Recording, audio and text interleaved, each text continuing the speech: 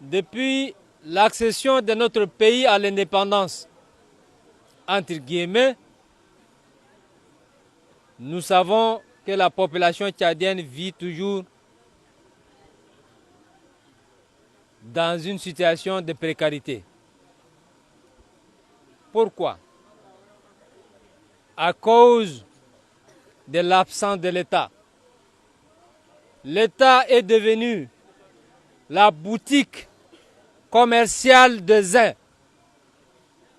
et a exclu, comme Madame la représentante de la promotion féminine l'a rappelé, l'État est devenu la vache laitière des groupuscules qui ont pris les pouvoirs d'État par les armes. Et de ces faits, comme quelqu'un l'a rappelé tout à l'heure, tous les systèmes de la vie nationale sont par terre, en commençant par l'école. Aujourd'hui, je vois les innocents visages des enfants qui sont ici. Je sais que parmi eux, nombreux ne vont pas à l'école. Ou ils vont à l'école de moyens de qualité. C'est la faute de l'absence de l'État. Parce que l'État, comme je l'ai dit, est devenu la propriété des uns. Au nom de la démocratie, le MPS a gouverné le Tchad pendant 3 décennies. Dans la déchirure, dans la dictature, dans l'injustice la plus totale, dans la corruption profonde et noire, dans la corruption la plus profonde à travers le monde. Parce que le Tchad occupe parmi les 3 premiers pays les plus corrompus du monde. Le Tchad occupe le dernier rang en termes de développement humain. Ça veut dire que le Tchad n'investit rien en ce qui concerne l'épanouissement de l'être humain. Ni dans son éducation, ni dans sa santé, ni dans sa vie sociale et culturelle. Parce que tout l'argent part où? À servir des régimes au profit des groupuscules.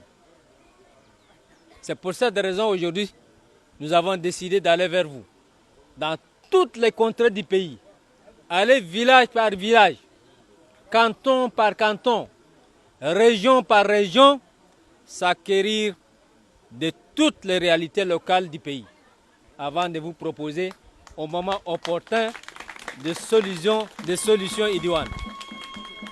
Parce que nous avons une vision pour le Tchad. Nous avons une vision fondée sur la justice. D'abord, parce que le peuple doit arracher sa liberté, fonder un état de droit avant de parler du développement. Aucun développement n'aura lieu tant que le pays est pris en otage par des groupuscules qui dictent leurs lois. Ce ne sont pas des lois émanant du peuple, puisque la Constitution, la première loi fondamentale du pays, qui régit les contrats sociaux d'un peuple, est tout le temps violée et écrit selon la volonté des individus, et non pas selon la volonté du peuple. C'est pour cette raison que nous sommes ici aujourd'hui, cet après-midi, avec vous. Nous allons nous battre. Et le changement arrivera à une seule condition. Il faudrait que les Tchadiens de tous les coins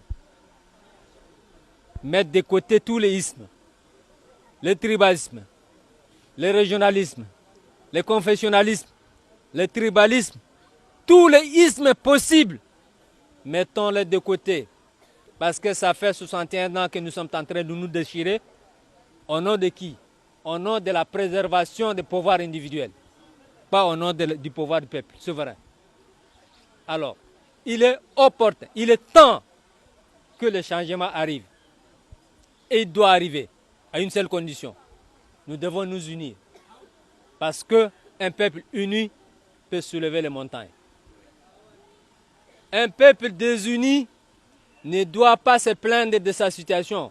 Parce que plus nous sommes divisés, plus les bandits de l'État, ceux qui nous gouvernent avec la force, vont disparaître de la scène publique de notre pays. Plus nous sommes unis, nous pouvons